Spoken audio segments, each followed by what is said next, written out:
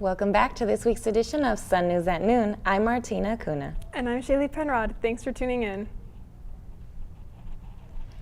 April is Sexual Assault Awareness Month, and the theme of 2023 is Drawing Connections, Prevention Demands Equity. According to the National Sexual Violence Resource Center, Utah Tech Student Resource Center is sponsoring events on campus during this upcoming month.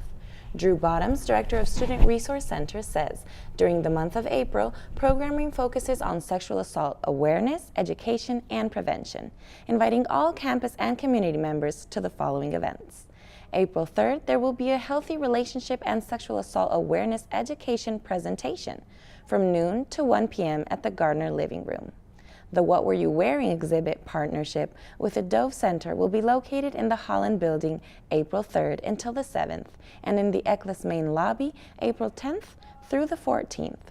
Drew Bottoms shares, we encourage you to look to visit the powerful display of local survivors to see that clothing is irrelevant when it comes to sexual assault. April 5th from 11 a.m. to 1 p.m. at the Holland Building second floor, Start by Believing pledge sponsored by Utah Tech Police Department.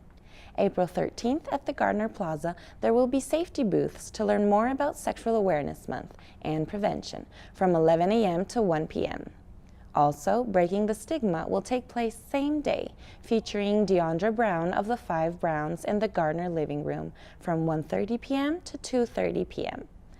And to finalize the Sexual Awareness Month, we will have Denim Day, April 26th. Drew Bottoms shares Denim Day asks community members, elected officials, businesses, and students to make a social statement with their fashion statement by wearing jeans on this day as a visible means of protest against misconceptions that surround sexual violence. To learn more about Denim Day, visit www.denimdayinfo.org. To learn more about this year's Sexual Awareness Month theme, scan the QR code below. It's Inclusion Week. There are many marginalized groups at Utah Tech who may feel discluded because of their differences. By listening, educating yourself, and showing support, all students here at Utah Tech should feel accepted and included. Utah Tech has put on events all week leading up to today's Taste Around the World event that is happening right now until 2 p.m. at the Encampment Mall.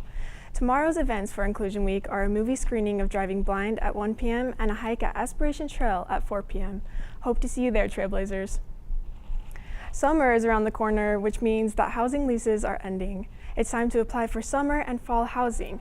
I talked to Seth Gubler about what the application process is like for on-campus housing on Housing Management's end.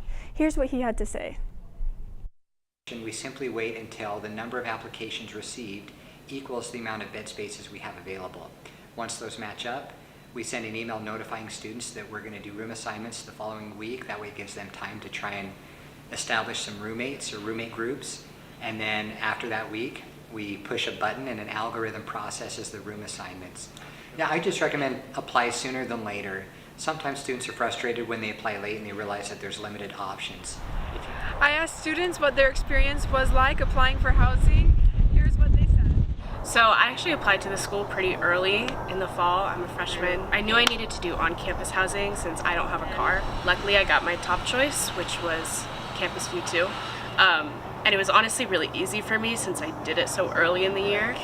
I definitely had a harder time because all of the housing filled up super quickly. I remember I applied to a lot of different places and they were all filled up super quick. So because I feel like everybody's signing the year-long stuff now, so that was kind of difficult, but I ended up just re-signing with mine for the entire year. So you don't want to be the person on the wait list, so start applying for housing now. Good luck, Trailblazers. Utah became the first state to create laws to regulate social media in kids and teens after Governor Spencer Cox signed 2 bills that require parental consent before minors can sign up for sites like TikTok and Instagram. The 2 bills prohibit minors under 18 to use social media between 10:30 p.m. and 6:30 a.m. and require age verification for social media platforms. I interviewed Brooke Ulrich, social media and digital marketing coordinator at Utah Tech, to hear more about her professional point of view on social media regulations and mental health impact on minors as well as college students. He's basically putting the power back into the parents' hands and saying, if you want your kids to have social media, at a specific time, then you as a parent can give them that. So he's not saying you can't have it no matter what the parents want. No. He's saying that minors don't have the ability, they should not have the ability to make that choice, that the parents should be able to make that choice on behalf of the children. Social media can be really bad for mental health on teenagers specifically. That comes from some moral and ethic backgrounds within the apps. The apps are designed to be addictive. They're designed to try and get anyone, not just teenagers, to continue to scroll, because the more scroll time they have, the more advertising money they make. So I think there's moral problems. I mean, I think parents need to do a better job at monitoring. I think that app owners need more accountability for what their addictive engineering personnel are doing. I mean, it's kind of just starting the conversation, and there's a lot of things to get worked through. So I think college students specifically need to just take control on what they feel is their boundary. If other things in their lives are falling, like if they feel like their grades aren't, if you can't keep up, if you have friend relationships in real life that are struggling, then they need to think, what can I stop doing that will help those relationships? And sometimes taking a break from social media might be the right thing. So in my opinion, real life, in-person relationships should take priority over your digital relationships every single time. Thank you for your insights, Brooke, and for highlighting that as college students, we are in charge of our own time spent on social media, as well as its impact on our mental health. Utah Tech has over 60 clubs on campus, but one of the newest clubs on campus has become one of the most popular. Here is Taylor Taft with more. Country Dancing Club is in full swing. I asked Club President Andy Hunter what it takes to be a part of this club, what inspired him to start it, and what his club goals are. Here's what he said. And so we decided we wanted something free to as many people here on campus as possible and the community. When you come to the club for the first 30 minutes or so, we want everyone that comes to learn a little bit more every time that they're here. Whether it be a new dance move, a line dance, whatever it might be, that we want you guys to pick something up and bring it with you. So it's gonna be like 8 to 8:30 will be our class, and then from 8:30 to 10:30 we're gonna have an open dance. So it's just have fun, practice what you're doing, and have a good time. My goal is to make this a fun space and a safe space for everyone here on campus, and something in the middle of the week that students can come to and enjoy and have a great time, and also like fulfill what this university is, to have active learning, active life. Along with that it's a great opportunity to meet people. The goal is like hopefully today we have about 20 people showing up, and then if this goes well next year a few hundred people, and we're dancing in the Gardner because we're gonna need the space. Andy's goal of 20 people joining the first club meeting was definitely met. 70 plus people came and joined, from first-time dancers to professionals.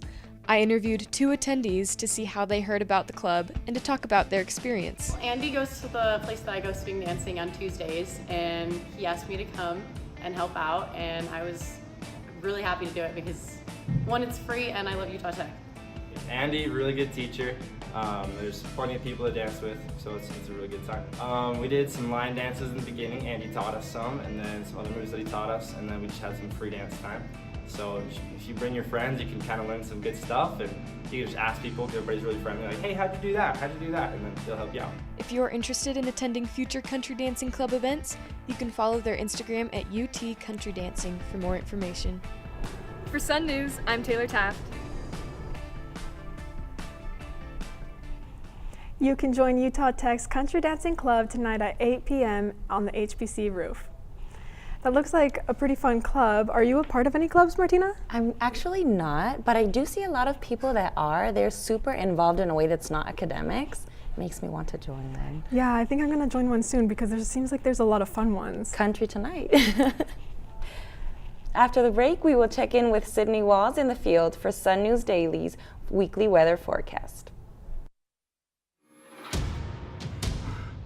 Everyone loves a champion, someone whose performance puts them head and shoulders above the rest. But not all champions wear a medal or hoist a trophy. At the U.S. Center for Safe Sport, we see champions everywhere we look. In every sport, on every court, we're building a foundation to ensure all athletes are safe, supported, and strengthened. We believe abuse can be prevented by taking a hard look at how we coach, how we train, and how we interact after the last whistle. We have provided over 2 million safe sport trainings. At the U.S. Center for Safe Sport, ending abuse is not just our job, it's our promise.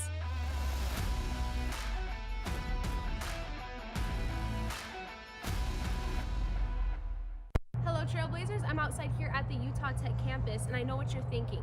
When is the cloudy and rainy weather going to be over? Well, good news, this weekend it's going to be super nice. We have temps in the 60s Friday and Saturday, and guess what? 70 degrees on Sunday. Full sunshine expected Friday, Saturday, and Sunday as well. Monday we see a drop in those temps down to the 60s. Also, windy conditions are expected. Gusts could reach as high as 45 miles per hour. Cloudy conditions Monday, Tuesday, and Wednesday with some sunshine here and there. And Thursday we also see some more clouds and sunshine mixed. This has been a week of weather with Sun News Daily. Now after the break we'll head back to the studio with Zoe Hansen for Trailblazer Athletics.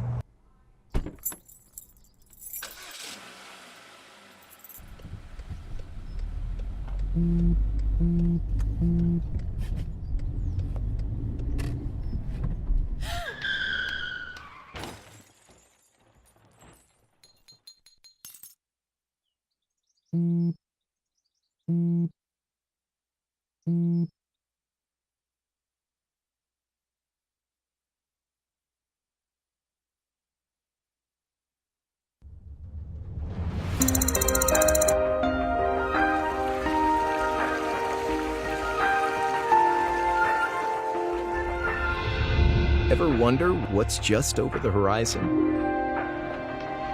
You should.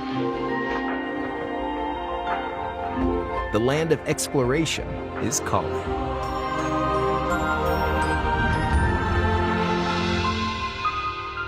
Rise to it. Welcome back. Let's start out with the Utah Tech wrestling team. After receiving a new and improved wrestling room with new mats and more, 5 Trailblazers took their best shot at nationals. One Trailblazer had a top 16 finish, and the other took second. The name to know is Zeke Alleman. He was the one Trailblazer who went to the finals. This is the first time in Blazer history for the program. Alleman was competing for the national title in an attempt to dethrone the defending 3-time national champion, but fell short. Utah Tech freshman Brooke Galinas is making her name known as she has been named the WAC Women's Golfer of the Week. She has had a killer season. She showed off her skills and had a record-breaking performance at the Northern Arizona Red Rocks Invitational last weekend. Galina posted her first ever top 3 collegiate level score, tied for second with a score of 1 under par. She also had a total of 14 birdies and 28 pars. Now, let's dive into baseball and softball. The teams have been busy this week. The Utah Tech softball team finished the 3-game series against New Mexico State Saturday with a win in both games of the doubleheader, and only took 1 loss the first game of the series. Then the team moved on to play Brigham Young University. The team battled but couldn't overcome the strong start from BYU and ended up trailing by just a couple runs, and a final score of 11-14. Up next, the Trailblazers will be competing in another 3-game series against the Arlington Mavericks starting tomorrow at 3 p.m. As for baseball, after beating New Mexico State at home on March 19th, the games have been on the downslope. The Trailblazers then went on to play the University of Arizona, which resulted in a 2-11 loss. The Blazers were defeated yet again at home in another game of the 3-game series against Stephen F. Austin.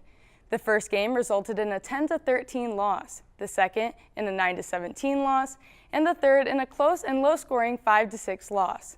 Hopeful to come out and turn this streak around, the team will compete against California Baptist in another 3-game series starting tomorrow at 6 p.m. at the James W. Topman Stadium in Riverside, California. That's all for Trailblazer Athletics this week. We'll be back after the break.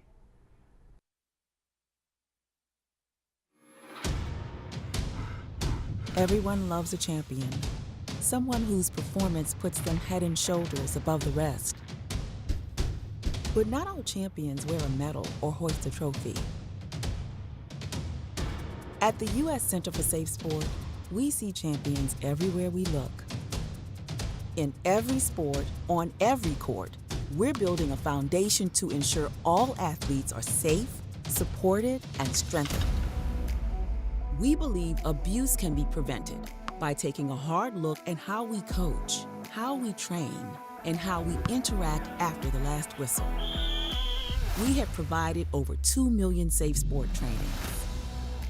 At the U.S. Center for Safe Sport, ending abuse is not just our job, it's our promise.